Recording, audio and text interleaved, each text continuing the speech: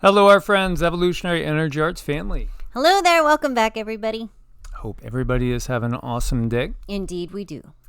Make sure you subscribe to both channels, and hopefully you get some notifications, both Evolutionary Energy Arts and EEARTS. So we want to go deeper into some of the mysteries and just share you a little bit more of why we look so closely at everything that comes from the Indus Valley civilization, the Vedic worldview. Sanskrit in itself is known as the mother language of so many modern day language. The Indo-European languages, the Indo part is referring to Sanskrit. And it is an ancient language, and it's actually said to be not only spoken here, but also in the higher planets of the demigods. Isn't that fascinating? It's called the language of God and the demigods. And there's such clear knowledge in not only the Vedas, the Mahabharata, the Ramayana, the Puranas, all these other holy, quote-unquote, texts, of just the fact that we are not alone, that there's many different forms of life, all sorts of humanoid forms of life out there. In fact, life is abundant. And there are many different civilizations and cultures, and the fact that there have been wars on this planet between different entities that are not indigenous to this planet. Mm-hmm. And you know, this information is interesting too. I remember when I was going through my awakening, and I would read in the Bible, and there was this something inside of me that just was saying, this just doesn't make sense. But I wanted to keep trying because I wanted to believe in something bigger than myself. I wanted something magical in my life. And no matter how hard I tried, I just couldn't believe it. But when you get into these other ancient scripts, you can feel the truth in it. You can feel that these are not things that are just made up. There are all kinds of entities out there. There's many different types of wars that they speak of. There's different types of beings. There's different types of technology. It's all out there, and it's all, you know, if we can take the time to sit and read it, and it is quite complicated, we can learn a whole lot about ourselves, and then other entities, even treaties as well. Absolutely. And so when we look at this, and this is representing again our sun's travel through our galaxy, and how as it goes through different zones, it keeps going through these different time periods in which we are in a different vibration, of a different vibratory frequency and rate. And so we encounter different beings. When we are in the Kali Yuga, the thick of the Kali Yuga, we are third density now, or 3D, right? 3D. This is 3D. Why did the gods all disappear out in the open? Why did they all just disappear? As we fell into the Kali Yuga, certainly the benevolent ones disappeared, and the ones that seemed to treat humanity as slaves and nothing more, that had an opportunistic mindset, they stuck around for a bit, and then they were kind of gone too, gone from the open. Sure, UFO sightings, alien abductions, they always happen. But as far as openly being out there with us, when we head out here into the Dwapara, when we're in, if we want to view this as, we could view it as a Bronze Age, an Iron Age, a Bronze Age, again, heading in the direction towards the light, then we start to see, we cross over a certain boundary, and all of a sudden we're in fourth density, and we're in the lower fourth density, and then there's all these beings that appear to us. And as we go on, and this is going to be a kind of a chaotic time in this period, because you have opportunistic beings that will be able to interact with us all the time on a regular basis right in front of you, anytime they so choose. Right now, beings from the lower fourth density can interact with us in our dream time, and also they can, some of them can have a physical type of influence on us, but in a manner where they're manipulating our psyches and kind of overriding people and personalities. You know, and that brings me to a good example of a video we just did a few days ago, and it showed a picture of an entity. And I did say that what I was seeing and feeling, it looked like this entity was protecting. But when I said that, I didn't mean that it was protecting out of a positive nature. A lot of times these entities will stick on people, and that becomes their source of food. So in that sense, they want that entity to be of good mind and good value so that they can leech that information or that energy off of them. And this does happen quite a lot. And this is why you want to keep yourself cleansed. This is why you want to do a lot of things, salt baths, sage, to keep these entities off of you, because it does make it very uncomfortable for them to stick to you and use you as a food source. And they do. So meaning of protection, yes, in that sense, it's protecting its food source. Well, again, let's say a mountain lion made it kill, right? And is about to feed on its kill.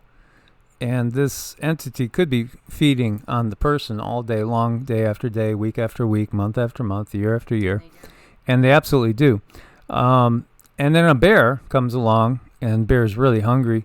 And the bear sees it and says, I want that for myself. I'm going in for the kill. And then there's a little bit of conflict, and one of them will win. Neither the bear nor the mountain lion, let's say it was a deer, that was captured, looks at the deer in a loving way. Right. It's just thankful. Thank you for the food, That's really how it's looking at it. And you're not having my food. And this is what how the entities basically treat us. And again, it all depends on where we are in the cycle of the yugas. So as we go here and we're heading more into the middle fourth density, it gets to be less like a hell, less like, demonic entities, more mundane, I would say, more of a middle frequency. And then when we go up here, we're starting to head into what many take to be the heavenly realms.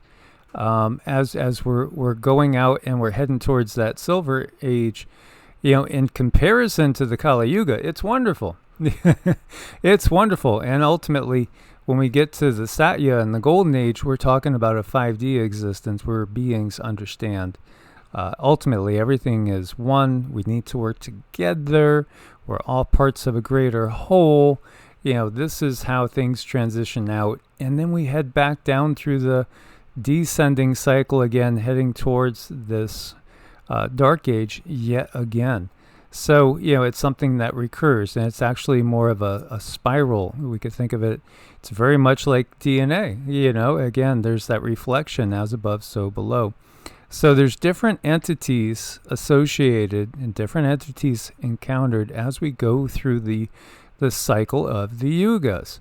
There was a lot of buzz a little while back about these flying cities in China and in other places too, where people saw what looked to be cities in the clouds. Now, there's a lot of different possible explanations. Of course, science will always say it's some sort of weather phenomena. Oh, yeah, okay, those square-looking, building structures, that's a superfluous cloud. Yeah, it's superfluid cloud. Yeah, exactly. Yeah, well, we know those. We've always had those. Yeah, we just make a new label up. Yeah, again, as we're going through these cycles and we're starting to head into a zone where we are literally tiptoeing out of 3D, tiptoeing into 4D, there's going to be such a small difference between these different densities that some things will start to appear to be actually physical. And at some point in time, they will be physical. There are many other planets out there that we don't know about officially, that are just sitting there in 4D waiting for us to see them as soon as we get up to that same vibratory frequency. And, one of them is actually inhabited by the ant people that the Hopi speak of, that helped humanity go into the earth in order to survive a gigantic cataclysm, the one that we would associate with the Younger Dryas event and the biblical flood stories. There's actually over 450 flood stories from different people, different tribes all over the globe. Very, very much like Noah. And again, Noah, well, there's a Sumerian version of the Noah story, which is thousands of years older than the biblical. So a lot of people are discovering all these things right now. And that's what we're calling the awakening. So they might, a lot of people might refer to this as a cloud, but you can see it's a little bit different. And when you look at this information, you realize through the densities, there really is no veil. I mean, this has always been here. These vehicles, or whatever you want to call them, beings, entities, floating cities, I find them to be very, very real. And when I look at them, I feel something when I see them. I don't think they're an angular cloud. They can call them what they will. That's fine. If many people want to believe that's what it is, that's fine. But what I'm pointing out is there really is no veil. These things are always here. Maybe just slightly out of our density, but they are. We can definitely perceive them in different ways as we hone our energetic abilities, as we hone our skills in reading energy. Everything is always right there for us. Yeah, it absolutely is. And then there's also the line of thinking where these things in many cases can be what we would call motherships. They're actually very, very large ships. Take your home with you while you travel. How about that? You see floating city appears in sky over China. Just the Photoshop, nothing to see here. This was from 2015. It's fascinating to see these things and think, is there really anything to it?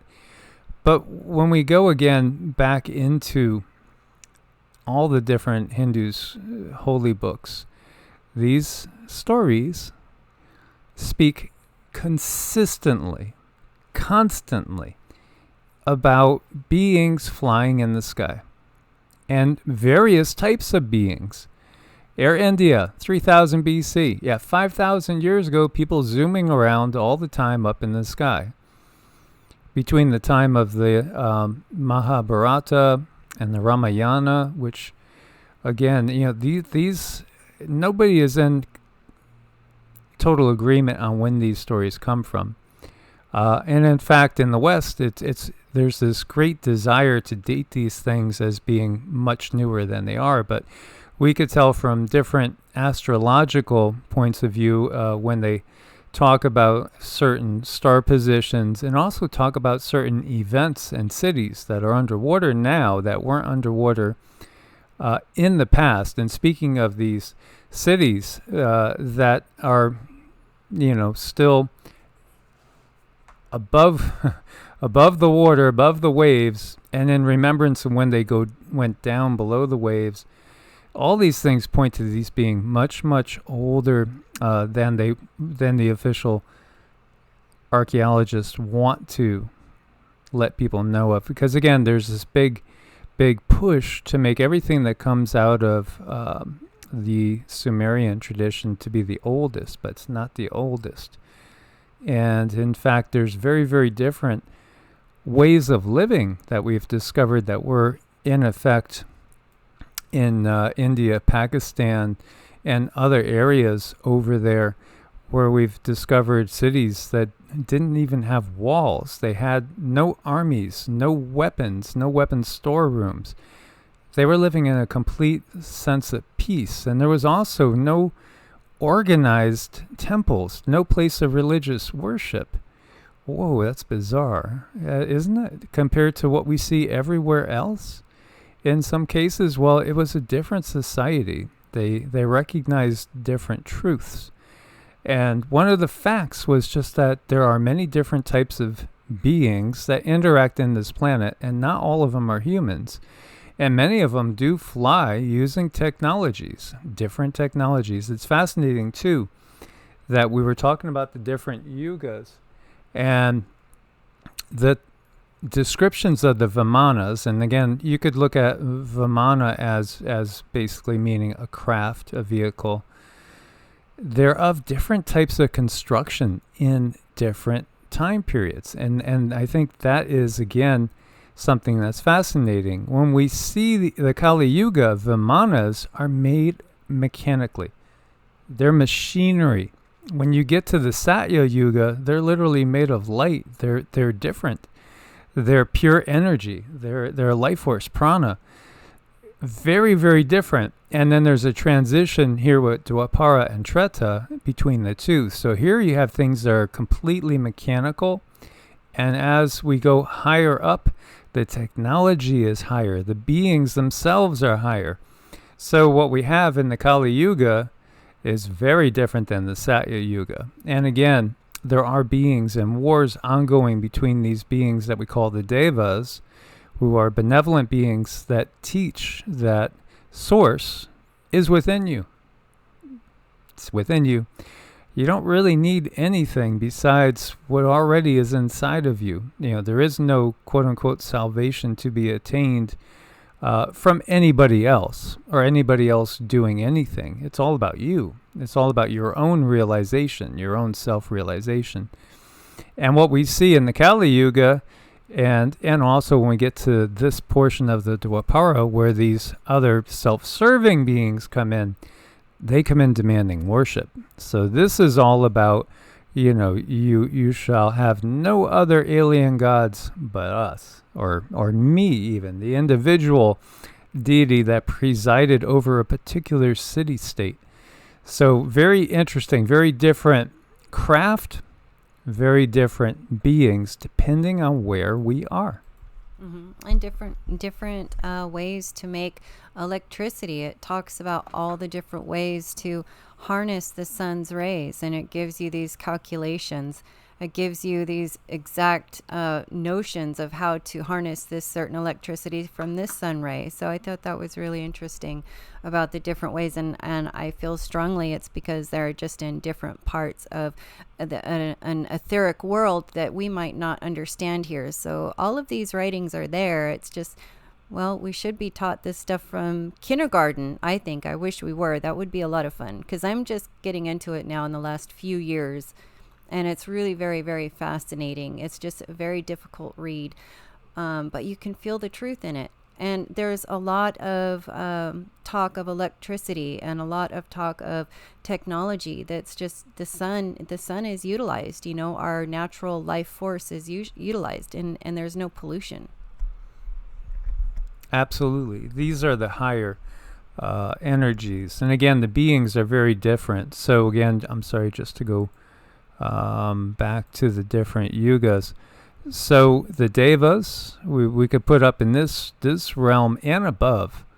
And then we could put these other beings that we call the Asuras. And so the Asuras are more demonic. Demonic in the sense really that they are all about their service to self.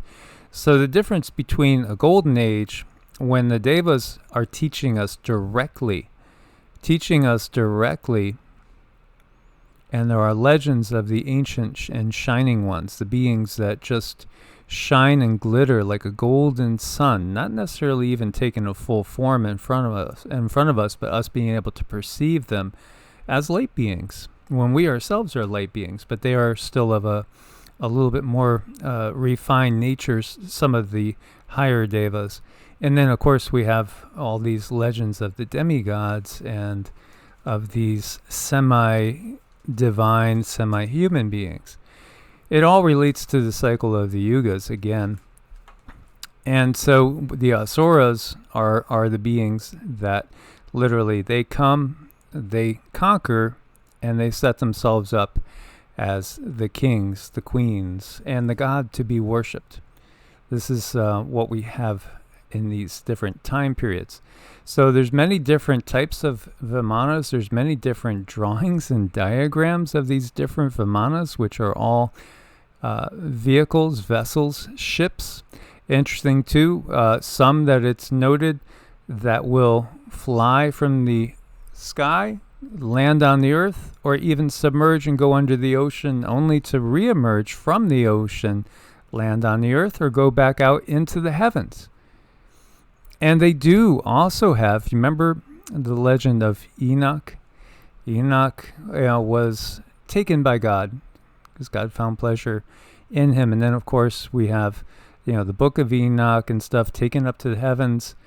Well, it's the same thing with these stories. There's stories of humans that are taken up to the heavens, and they see thousands and thousands of Vimanas. They see Vimanas, so many Vimanas that it's mind-blowing. You can't count all the Vimanas that are up there in the heavens. They see how there are other humanoid and different types of what we would call divine beings, so to speak, or they would look at them as divine beings going about their business up in the heavens and on different worlds as well. So it's very clear that what we are talking about is extraterrestrial and interdimensional beings mingling with humans out in the open. Mm-hmm. These days we might call it abduction, though. Yeah, exactly, except for it's with different purposes depending on who the beings are. So again, there's all these different diagrams of these different Vimanas, and so many ancient drawings of them depicting them up in the sky. Oh, don't worry, that's one of the good guys. It's not an Asura. Oh, okay, good. And whereas if you saw the vehicle of the Asura, you might be like, run for the hills, quick, and get into the woods, get into the caves. And when we look to Turkey and in Cappadocia and some of these massive underground cave networks that could house tens of thousands, if not hundreds of thousands of people that were barricaded from the inside in such a manner that they were terrified about something coming in. What were they hiding from? Who were they hiding from? You got to ask, those are fair questions. And it's like, how did these caves get there? Who built them? Because it doesn't seem we really have the technology, or we would have at least noticed it. So a lot of the history that they've been telling us all along just simply is not true. It's just a story that they tell us to keep us, in control or under their control. And that's what irritates me. I know there's so much more out there than what we are given. And I think we're coming up on a time where we're just going to start to realize for ourselves more and more of the truth as people demand it, as the times change and light bulbs turn on. It's really a very exciting time to be alive because we know we're evolving all at once. Absolutely. And some of these, flying cities, so to speak, motherships, they could actually land on the ground and be as large as some of our largest cities today. And here we see Gurkha flying in his swift and powerful Vimana, hurled against the three cities of the Rishis and the Andhakas, a single projectile charged with all the power of the universe, an incandescent column of smoke and fire as brilliant as 10,000 suns rose in all its splendor. That's from the Mahabharata. Clearly, we're talking about beings that have amazing technology, flying in the sky, utilizing technology that the only way we could conceive of it really is conceiving of it in terms of nuclear weaponry. And yet there's certain battles in which it's stated that in one single battle, over 1 billion people died in one battle. Something is very, very distorted in our history. When we look to, again, these stories here, they're very clear. There's kind of no way of interpreting it any other way. And there's evidence all over from different cultures of representations of these flying ships again. And there's many different buildings that have been constructed in remembrance of these flying vehicles that came down, landed, and housed these beings. These beings that were worshipped as gods. Now, not the creator of this universe, but beings worshipped for their technology, and depending on the age, either out of fear, when we're talking Kali Yuga into the Bronze Age, fear of them doing nasty things to humans, or out of joy and gratitude when we're talking the Golden Age, for teaching us all the secrets and mysteries and how to better ourselves. You can see representations all over the globe, every different society, they're all showing the same sort of representations here. This is something that it was not an occurrence that happened once in a blue moon. There were regular interminglings between non-human beings and human beings. Many of them looked very, very similar to us, some not so similar. It's all basically out there. Strong and durable must be the body of the Vimana, be made like a great flying bird of light metal. Isn't that curious, huh? You know, it's just out there. It's just out there. Is going from one island to another with these craft in 3 days and nights, and just an intelligent people constructed ships to cross oceans, jumping into space speedily with a craft using fire and water, and containing 12 pillars, 1 wheel, 3 machines, 300 pivots, and 60 instruments. So, you know, these are people that don't have degrees in engineering, but still trying to get across what they saw and what they knew. And they even gave, you know, timelines on how long it took to fly from one side of the globe to another.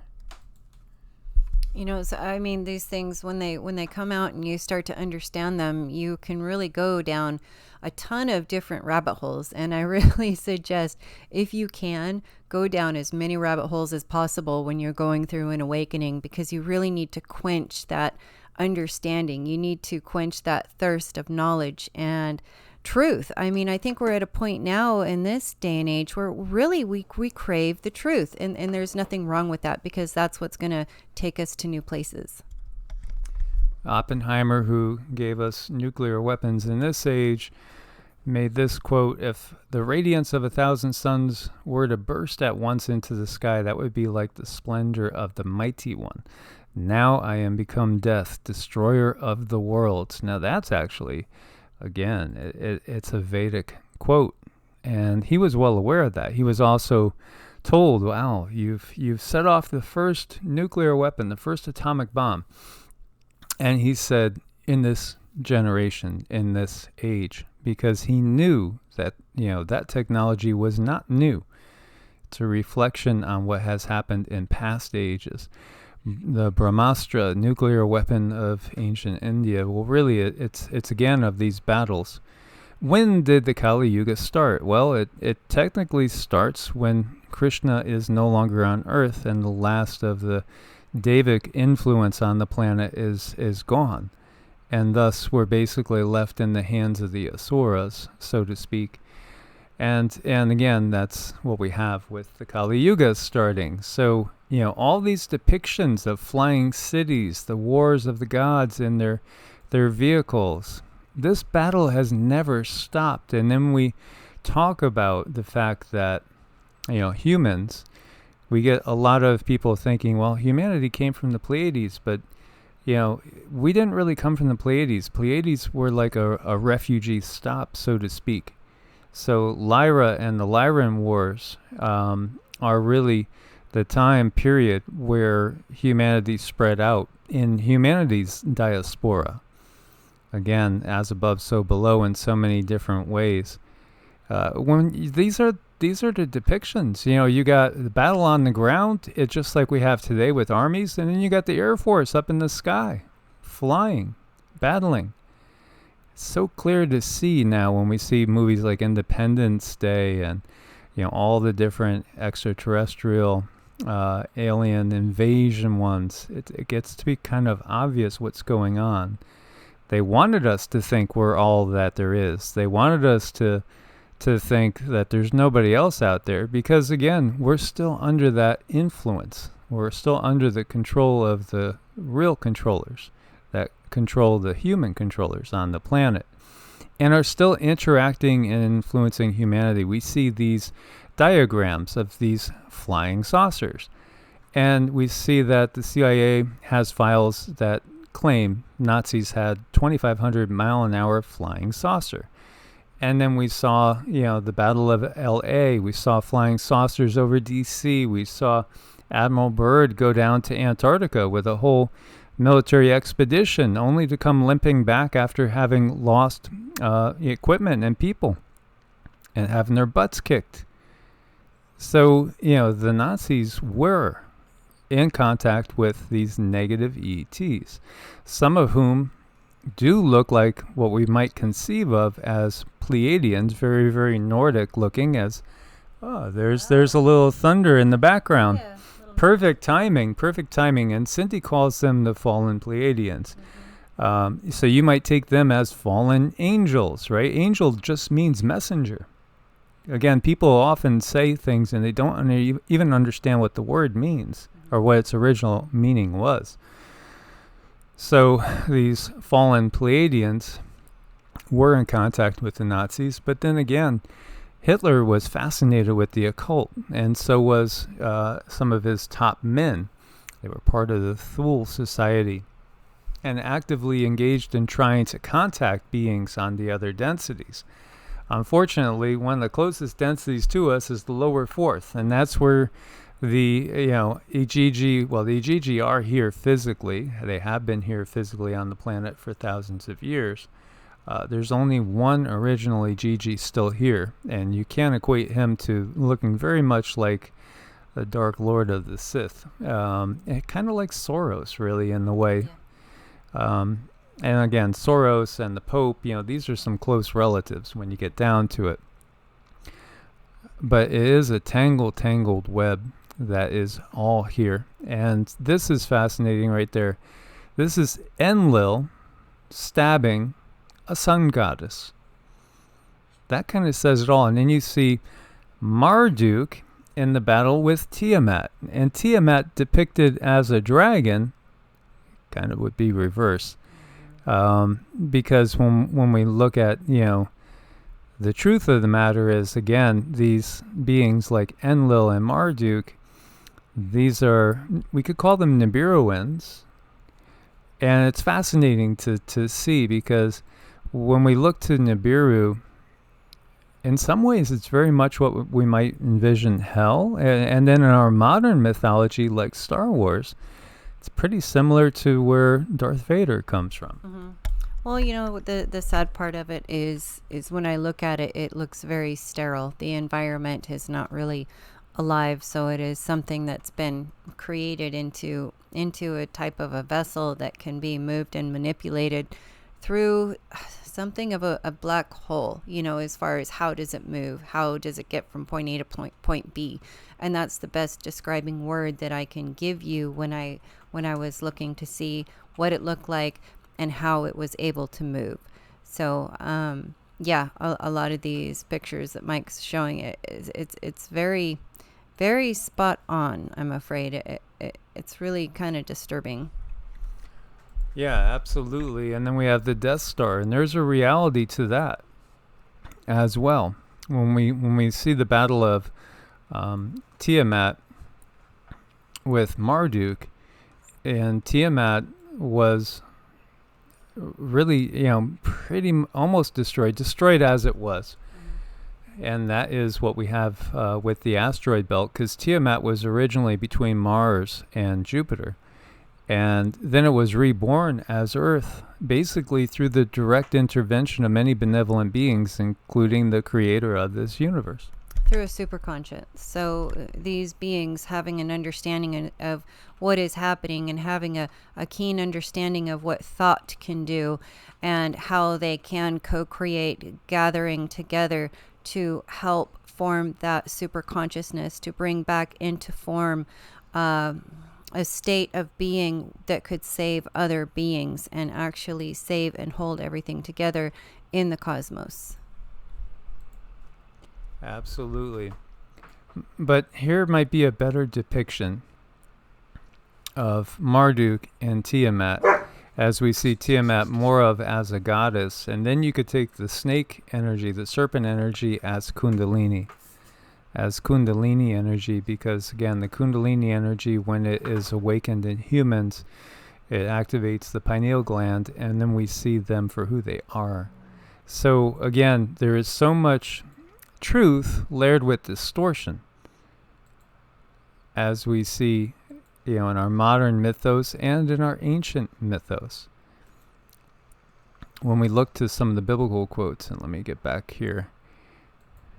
Okay, so here we go with Sumerian god Enlil, bow by his side, symbolic for stars in the constellation of Orion. He stabs the sun god, who has an all-seeing eye above her head. That's again, it's depiction. The all-seeing eye is your pineal gland for one. The sun awakens the pineal gland for another, because the sun is a relay for source. The sun is a relay for not just the creator of this universe, but the source of all creation. And it's through the pineal gland, again, that we can truly see things for what they are. So this is basically celebrating the victory of the Kali Yuga, the victory of darkness over enlightenment. And also it's trying to kill the mother, because it's through the mother, again, our Father who art in heaven, no reference of the mother anywhere.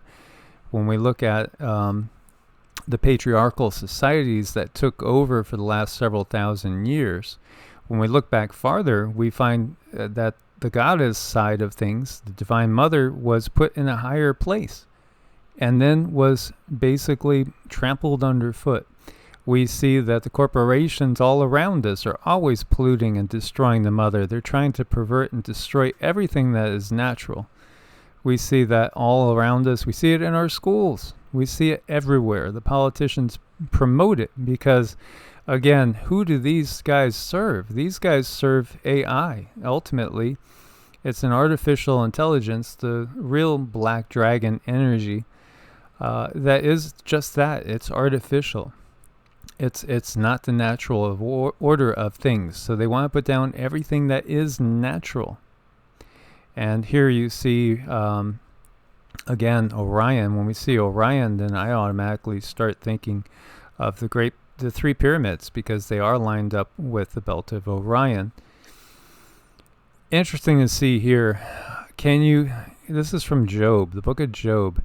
Can you bind the chains of the Pleiades or loosen the belt of Orion?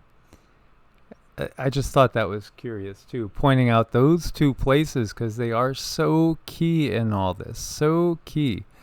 Pyramids Giza aligned perfectly with Orion's belt in the year 10,450 BC. Now that's so close to our Younger Dryas event, again, that timeline when the Younger Dryas extinction happened and wiped out the vast majority of life on the planet. And originally, everything was in the plural. Again, with the Bible, when we go back to the oldest translations, the word that we take as Lord or God was originally in the oldest sources of it show it's plural. It's Elohim. And Elohim is representing basically the assembly of the gods. Plural, plural, plural, not singular. Of course, there is one source, and there is one creator being that created this universe. But then you have the Anunnaki, and there's many of them. And here we see a Psalm of Asaph. God presides in the divine assembly. He renders judgment among the gods. So God among the gods. God among the gods. That's a plurality. That's not the source of all things. So again, this is where the distortion is. There is one source, there is one creator of this universe, but it's not as is portrayed in the Bible. And we've talked about Deuteronomy 32:8, when the highest parted folks, when he separated the sons of Adam, he ordained the terms of the peoples by the number of the sons of Israel. Now again, there's many different interpretations that change these really, really key words. But one thing to keep in mind, again, is separating and dividing the nations, separating the sons of man. He ordained the borders of the people according to the number of the sons of God, or the sons of the gods. Again, when you go back and you realize that all this comes from the Sumerian legends, that is talking all about the Anunnaki again, and these beings that came down from above, And again, everything was given to man from on high, from people that came from the sky down here. It gets pretty clear. And then when we look to what we see with the 12 Olympian gods, and they're so often depicted on Mount Olympus, which is a floating mountain in the sky. Hello, floating mountain in the sky. Didn't we start with floating cities in the sky, watching humanity? Mm-hmm. Yep. I mean, there's just so much information here that we really have to question. It's a very important time that we start to question, because having us wake up is really important right now. Having us wake up to the tyranny that's involved of all of the different kinds of systems that keep us asleep, and understanding that these systems are not out there for our benefit. They're not out there for our development. They are out there for our control, to keep us under control. So waking up and understanding that there is different ways, different means to do things is really important right now, because we're kind of in a mess. If you look around, I mean, things are not going well. Absolutely. So here you see an article talking about Enlil, the original archetype of the chief deity of Rome, equating him with Zeus.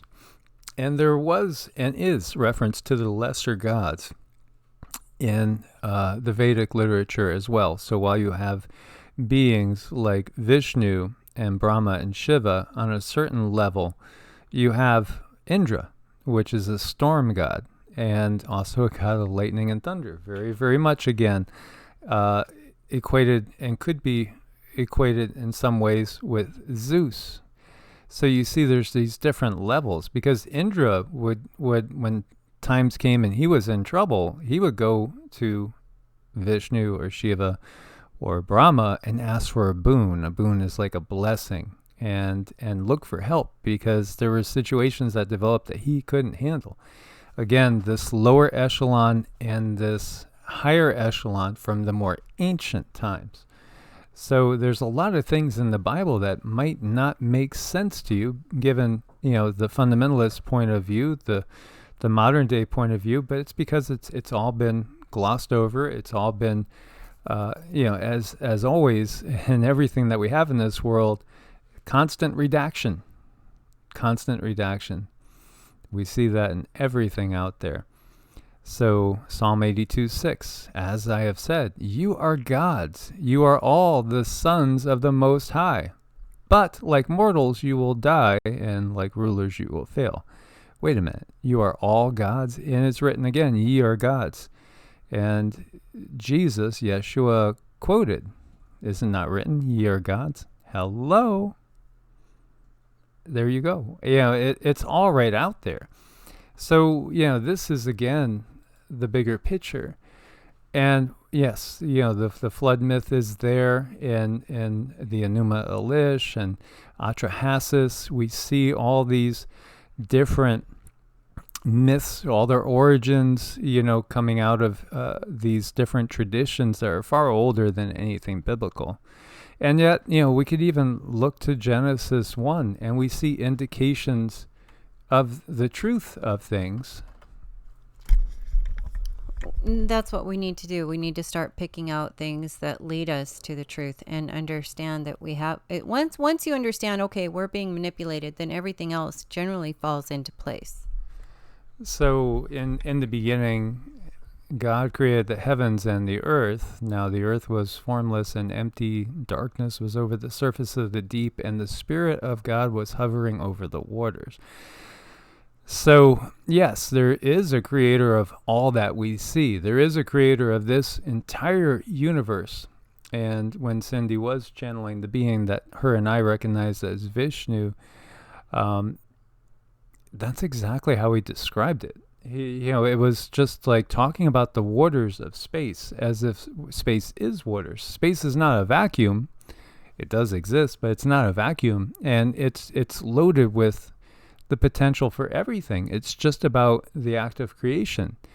And again, God said, sound creates. Let there be light. It takes intention, but sound creates it. There's that power of manifesting in sound. That is why we do the mantras, because there is there are different traditions that recognize mantra yoga as a form of union with the divine, and it can actually help build the light body. It can actually build our Merkaba and enable us to go to much, much higher realms.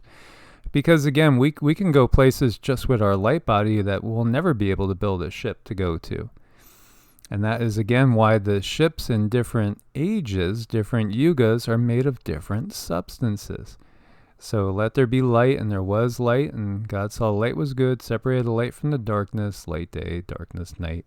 Now what's interesting too is when you look to, he creates the vegetation, and he produced the vegetation, plants bearing seeds according to their kind, trees bearing fruit with seed in it according to their kind.